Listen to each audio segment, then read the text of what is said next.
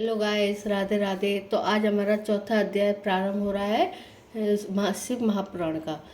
तो इसमें लिखा है कि महापात की चतुला का शिवलोक जाना। श्री सुत जी बोले, मुनीश्वरों, जब इस प्रकार विलाप करके वह पापिष्टा चतुला कथावाचक ब्राह्मण के चरणों में बारंबार अपना सिर पटकने लगी तो थोड़ी देर तक ब्राह्मण शांत हो भगवान शिव के चरण कमलों का ध्यान करता रहा। भगवान शिव के शरण में उस पापिटा को आया देख वह प्रसन्न हुआ और मंद मंद मुस्कुराता हुआ बोला, हे देवी, इस प्रकार रुदन करने से कोई लाभ नहीं। भगवान सदाशिव की तुम पर महित कृपा है, जो तो उन्होंने मुझे समय पर ज्ञान दिया है। अधीर मत हो और मेरी बात ध्यान से सुन।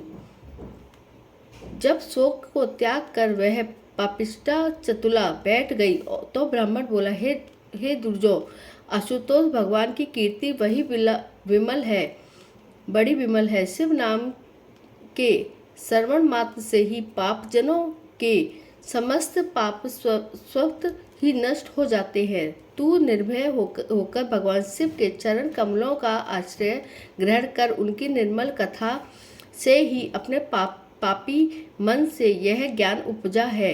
तेरी पापमय बुद्धि का विनाश हुआ। अब तू अपने जन्म जन्मांतरों के पापों को नष्ट करने के लिए श्री शिव महापुराण की कथा को श्रवण कर।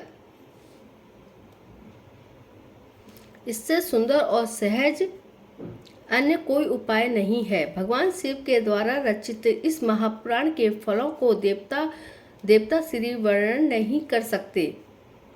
इसके श्रवण करने से मन निर्मल हो जाता है, पापों का नाश जड़ मूल से होता है, भगवान शिव के चरण कमलों के प्रीति होती है। आदि देव महादेव माता पार्वती सहित श्रवण करने वाले के हृदय में विराजते हैं। पापी इंद्रलोक प्राणी इंद्रलोक के समस्त सुखों को प्राप्त करता है और मृत्यु के उपरांत जब वह परलोक को जाता है तो उसे शिवलोक की प्राप्ति होती है। इस परम पुनीत कथा के श्रवण मात्र से कोटि कोटि महान पातकी अपने पापों से मुक्त हो शिवलोक प्राप्त कर चुके हैं। अतः हे महाभागे, तुम मेरी कथन पर अटल विश्वास करके अपने मन को शिव चरणों में लगा दे। अपने मन को शुद्ध करके अपने पापों को जड़ मूल से नष्ट करने के लिए इस महापुराण का श्रवण कर। हे सुनने, भगवान शिव इस समस्त सृष्टि के आधार है। वे भी समस्त जीवों के सृजनहार, पालनहार और हंता है। इनकी माया से वशीभूत होकर ही प्राणी जीवन भर भटकता रहता है। संसार के मोह में फंसा प्राणी पशु के समान होता है। जो प्राणी अपनी इंद्रियों का निर्ग्रह कर अपने चित्त को भगवान शिव की भक्ति में लगा देता है, वह संसार के मोह जाल से मुक्त हो जाता है, जिसके समस्त पाप स्वयं नष्ट हो जाते हैं और वह अंत में मोक्ष की प्राप्ति करता है। इस प्रकार उस पापिटा ब्राह्मणी चचुला को शिव कथा का महत्व समझकर वह परम शिव भक्त ब्राह्मण चुप हो गया। उसके मुख से भगवान शिव के चरणों से अपनी मुक्ति का उपाय जान पापिष्टा चतुला प्रसन्न हुई। हर्ष के कारण उसके नेत्रों से जल गिरने लगा। वह कृतज्ञता पूर्वक ब्रह्मा के चरणों को स्पर्श कर अति प्रसन्नचित्त को मृदु वचन करने लगी, हे मुनि, आप धन्य है। भगवान शिव की आप पर असीम कृपा है, जिसके कारण आपके हृदय में इतना ज्ञान भरा हुआ है। आपके इस वचनों ने मुझे उबार दिया है। आपके मुख से शिव कथा को श्रवण कर मैं कृतज्ञ हुई। मेरे पापी मन में ज्ञान उपजा है। अब आप ही मेरा उद्धार करें। मैं आपके ही श्री मुख से शिव महापुराण की कथा का श्रवण करना चाहती हूँ। श्री सुत जी बोले, हे ऋषीश्वरों, ऐसा कह चतुला शिव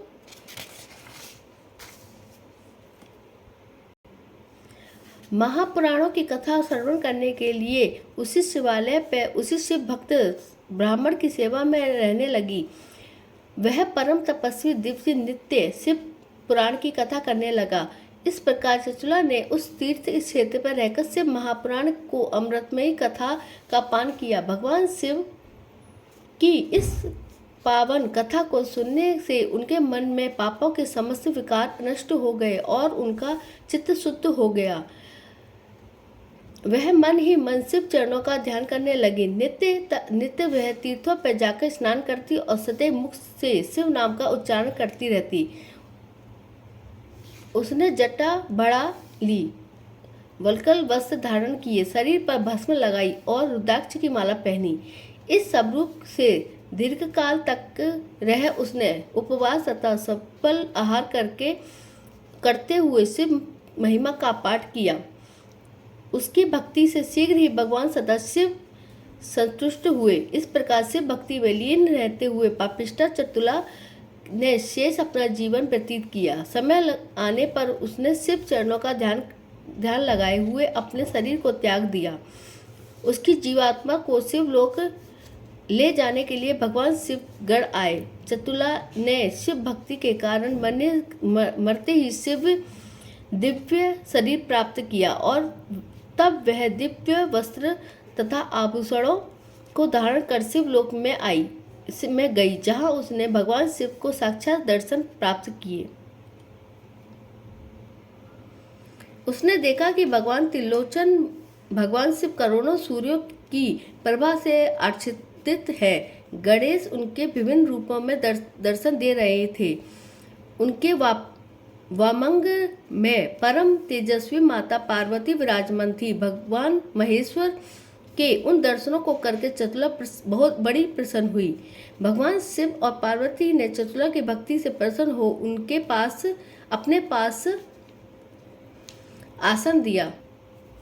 चतुला माता पार्वती की सखी के रूप में रहने लगी। भक्ति के प्रबल प्रताप से चतुला ने शिवलोक में उस परम पद प्राप्त किया जो देवताओं को भी दुर्लभ है। ओम नमः शिवाय। 5वां अध्याय प्रारंभ। पिशाच विदुर्ग को मोक्ष। इतनी कथा श्रवण करके शौनक जी ने कहा कि हे सुत जी, आप कृपा करके अब उसके आगे का इतिहास वर्णन करें कि किस प्रकार शिवलोक प्राप्त करके चतुला ने क्या किया और उसका पति विदुर का 50 योगी में किस प्रकार मुक्त हुआ। सुत जी बोले, हे महर्षि, माता पार्वती के समीप रहते हो चतुला एक दिन हाथ जोड़कर उनसे बोली, हे जनों, आप परम प्रतापी सकंत की माता हो, आप सर्व सुखदाता हो, आपका स्वरूप दिव्य है, आप सच्चिदानंद स्वरूप हो, आप समस्त देवताओं की सेवित हो, आप आदि शक्ति हो, प्रलय करने वाली हो और समस्त असुरों को संहार कर हो, आप ही ब्रह्मा विष्णु महेश की परम प्रतिष्ठा करने वाली हो। इस प्रकार बारंबार माता पार्वती की स्तुति करते हुए चतुला प्रेमाशुद्ध बहाती हुई। जब वह मौन हुई तो शिव प्रिया पार्वती जी ने प्रसन्न होकर उससे कहा कि हे चतुले, मैं तुम्हें भक्ति से प्रसन्न हूँ। अब तू अपनी इच्छा की पूर्ति के हेतु वर मांग के सहस्त्र दूंगी। तब चतुला ने शीश नवाकर कहा, माता, आपकी कृपा से मुझे किसी वस्तु की कामना शेष नहीं है, परंतु मुझे अपने पति के विषय में कुछ भी ज्ञान नहीं है। हे माँ, मेरा पति भी मेरे समान ही पापिष्ठा था और उसकी मृत्यु बहुत पहले हो गई है। मैं नहीं जानती कि पापों के कारण वह किस गति को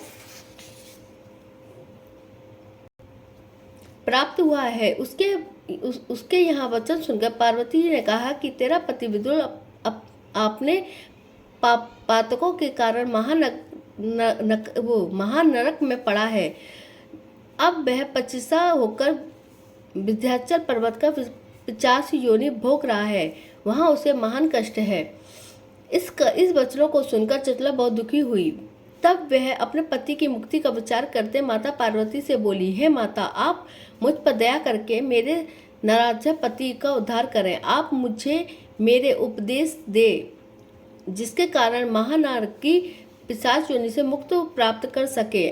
तब माता पार्वती ने कहा, हे चतुले, यदि तुम्हारा पति शिव पुराण की कथा का श्रवण करे तो उसका उद्धार हो सकता है। इसके लिए वचनों को सुनकर चतुला अपने पति के समक्ष पापों के विनाश के लिए परम पुनीत शिव महापुराण की कथा के हेतु आर्द्र को विनीत करने लगी।